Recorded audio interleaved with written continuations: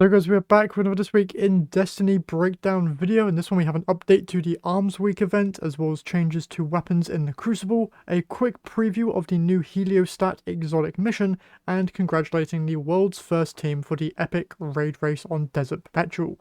So starting next week, October 7th, Arms Week is going to be returning, this time with a focus on legendary shotguns, and the unstable mods you'll be able to obtain are unstable shells, where landing precision hits or most of the pellets spread will attach a delayed explosion to the target.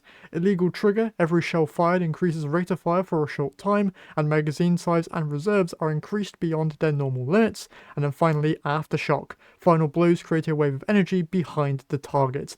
These all seem really good, and I think illegal trigger was actually mentioned inside of the Renegades reveal stream to be kind of like what if every gun was 4 horseman levels of fire rate. So I'm very interested in trying out those mods when they launch October 7th. Alongside that, we also have some PvP changes coming in this update as well, mainly here to special ammo as well as some hand cannon buffs and nerfs. First up, hand cannons. Finite Impactor from Iron Banner is getting some buffs here to its range, handling and reload speed, while spread shot hand cannons seem to be getting nerfed.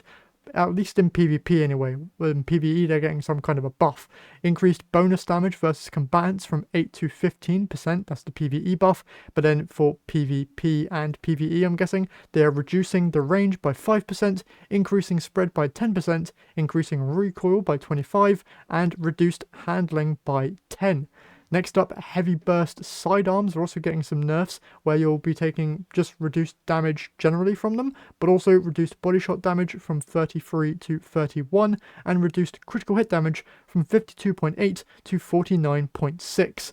Next, we have the Heliostat exotic mission, which also goes live next week, and will award you with the first of its kind Wolf's Bane exotic axe. This is the same iron axe that we've seen throughout the Rise of Iron expansion, and also we got a little preview of it inside of the reveal stream for Renegades and Ashen Iron. This thing looks incredibly cool, and I did make a video yesterday going over all the perks you can see on that weapon as well, which I'll have linked in the description. They do though, however, give a brief description here of some of the perks, so reap restorative quicksilver nanites when hitting and killing targets. These nanites fly to the wielder, attaching to the axe, and reconstruct the blade to something even greater.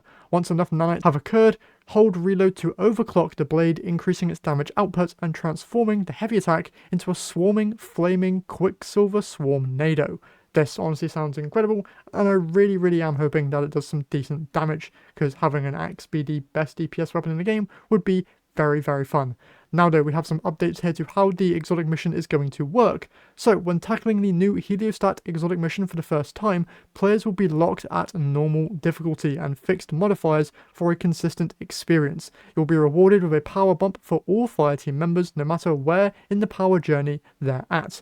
Once completed, the full portal tiers and modifiers customization options will be available in Pinnacle Ops, and you'll need to be configured appropriately for continued power progression on future runs.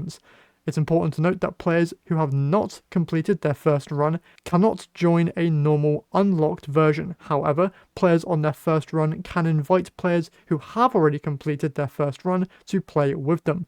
Players above 200 power who have already completed their first run will get tier 1 rewards capped at 200 power for playing with friends through their first time Heliostat runs, and players below 200 who have already completed their first run may still receive rewards that gain them power while running through Heliostat for the first time. Then they say that the Legacy of the Past original soundtrack is now available to be purchased, I'm guessing on the Bungie store, so if you want that, you can get it. And then they go and announce the winners of the world's first epic Desert Perpetual raid, which is Clan Elysium. Soft Greppo, Quaze, Vendetta, Volfate, OG, and Jiffy. Sorry if I'm saying any of those names wrong, but if you're familiar with raid races, you're probably familiar with most of these names anyway, because I think this is now their 5th world's first raid belt, which is just absolutely insane. With that said though, that is it for this quick little TWID breakdown video. Honestly, not a lot of news here going over state of the game or any of that stuff, just seems to be going over some updates coming to the game next week, which is okay, but I would have really liked to have heard some actual behind the scenes dev talk on their plans for fixing some of the issues with the game right now. Fingers crossed that we do get that roadmap here sooner or later. I believe DMG did tweet about it, saying that they're still working on it, so sooner we can get that thing, in my opinion, the better. Either way though, that's all I have for you guys today. Hopefully you have enjoyed. If you want to read this TWID for yourself, as always, it will be linked down in the description. And with that said, I'll see you all in the next one.